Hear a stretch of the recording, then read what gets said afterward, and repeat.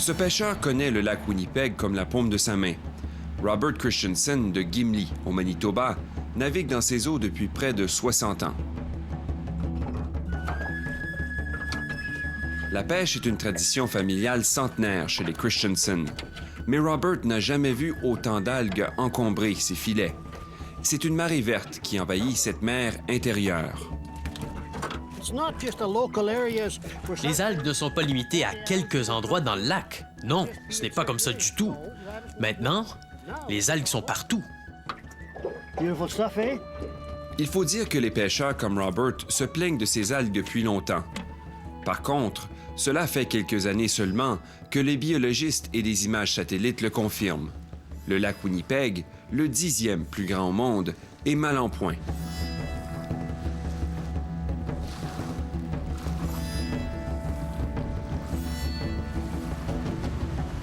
Voici les algues les plus inquiétantes. Des fleurs d'eau, soit des bassins d'algues bleues toxiques qui envahissent le bassin nord du lac.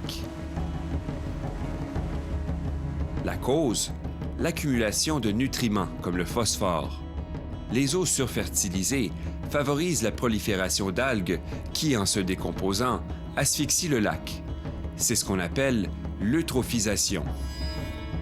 Un phénomène qui touche également certaines baies du lac Champlain et qui a frappé lourdement cet automne plusieurs lacs de la région de Québec et des cantons de l'Est. À la source de cette pollution, les grandes villes et leurs eaux usées. Les détergents à la vaisselle, les engrais chimiques et surtout le lisier de porc et de bovins. Le bassin hydrographique du lac Winnipeg est énorme. Il s'étend sur 4 provinces et 4 États américains. Plus de 6 millions de personnes et au-delà de 20 millions de bêtes vivent le long de ces cours d'eau.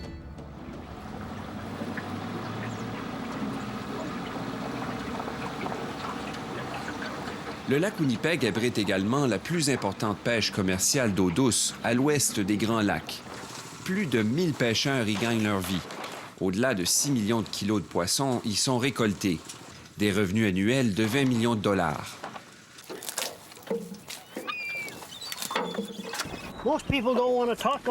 La plupart des gens ne veulent pas parler des algues. Ils pensent tous que le problème va disparaître. Mais ça ne disparaîtra pas. Réveillez-vous, bon sang!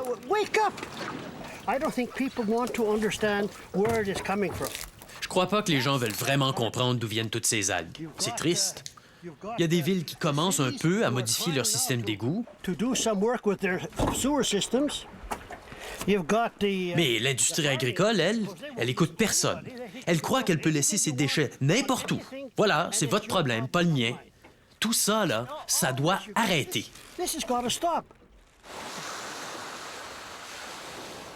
Voici le bassin sud du lac.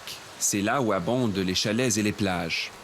Depuis peu, les algues bleues y ont fait leur apparition, aux grandes dames des vacanciers. C'est un peu choquant parce que quand j'étais jeune, il n'y avait jamais d'algues comme ça sur notre plage. Désormais, les pêcheurs ne sont plus seuls à s'inquiéter de la santé du lac.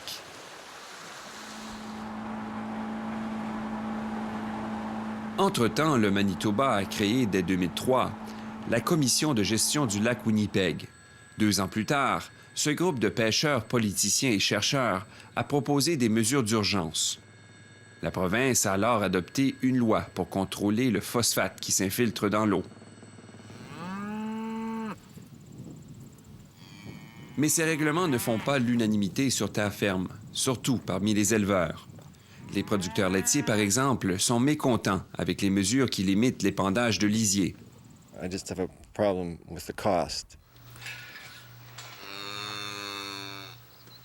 Ray Paulson, un éleveur qui vit au bord du lac, s'inquiète des coûts astronomiques d'entreposage de lisier. Les regroupements agricoles estiment ces coûts à plus d'1 milliard de dollars pour l'ensemble de l'industrie. Si les Manitobains sont les seuls à faire les frais de cette politique, ils ne pourront pas concurrencer les éleveurs d'autres provinces ou des États-Unis, et ça ne sauvera pas le lac.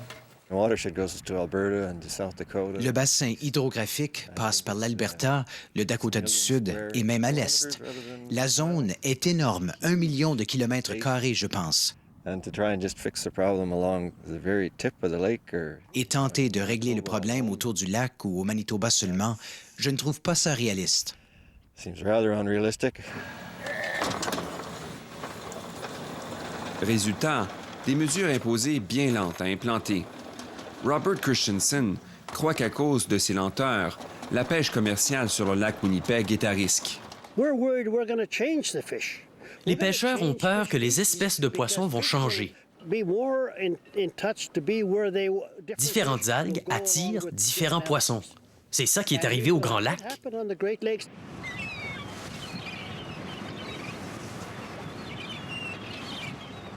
Ces inquiétudes trouvent écho sur ce navire.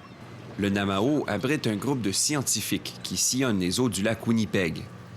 Alex Salkey, un biologiste, voit depuis 2003 les symptômes de l'eutrophisation dans le bassin nord.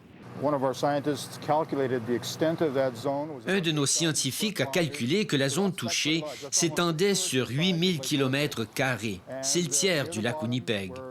C'est près du fond du lac où vivent les poissons et les organismes benthiques. Les poissons ne sont pas aussi vulnérables parce qu'ils nagent, mais les organismes benthiques meurent parce qu'ils ne peuvent pas s'échapper. En absence d'oxygène, ils meurent. Les algues bleues en décomposition créent donc des zones mortes, sans oxygène. Cela réduit la population de zooplancton au fond du lac. C'est le premier signe de changement au niveau de l'écosystème. En octobre 2006, Alex Salkey constate que le phénomène prend de l'ampleur. Le bassin sud est lui aussi envahi par des fleurs d'eau. C'est un mois d'octobre exceptionnel pour le bassin sud du lac Winnipeg. Je n'ai jamais vu le bassin sud dans un tel état à ce temps de l'année. Alex Salkey s'inquiète maintenant pour le poisson blanc, un poisson d'eau profonde qui s'alimente de zooplancton. En fin de compte, il y aura une pénurie de ces organismes dont se nourrit le poisson blanc.